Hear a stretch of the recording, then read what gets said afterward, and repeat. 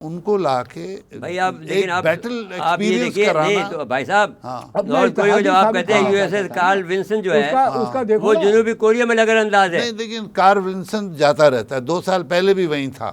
اور یہ جو ہے یہ تو اب تو بھائی بنیادی فیصلہ کن معاملات آ گئے میرے بھائی صاحب. یہ تو ابھی نہیں، اس یہ تو مرحلے ان پہ کی- نہیں نہیں، پہنچی ابھی دنیا، نہیں پہنچا. ابھی دنیا اس مرحلے پہ لیکن نہیں یہ کہ پہنچی. یہ ان کی جو ایکسرسائز ہے جوائنٹ امریکہ کوریا اور جاپان والی، یہ سال میں 2 دفعہ ہوتی ہے.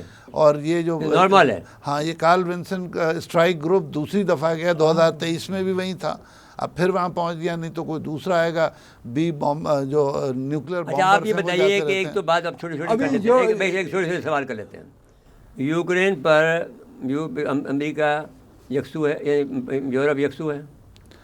یورپ میرا نہیں خیال کہ ہے، کئی ملکوں میں اختلاف ہے اور یہ ضروری نہیں کہ وہ ایگری کریں. یہ بہت بدلتی ہوئی صورتحال ہے، اس میں ابھی کوئی حتمی رائے قائم نہیں کرنا کی جا سکتی ہے. وہ کافی جو ہے جان جوکھوں کا کام ہے.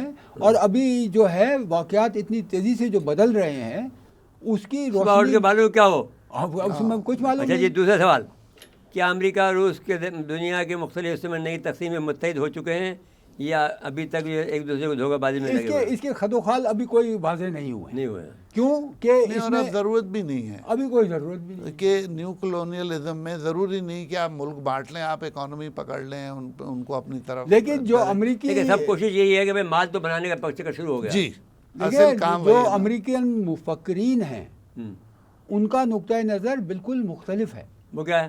وہ کہتے ہیں کہ یہ جو آپ نے ابھی فرمایا تھا کہ یہ اولیگارکس کی جو ہے اس میں وہ صاف طور پر یہ جو ہے اظہار کر رہے ہیں کہ یہ دولت مند لوگوں نے آ گیا اور یہ عوام کا خیال نہیں کر رہے ہیں، بالکل اپنا مال بنا رہے ہیں. نہیں آپ دیکھ لینا وہ بائیڈن اپنی تقریر میں کر کے گیا نا، بائیڈن نے یہ شوشہ چھوڑ دیا ہے.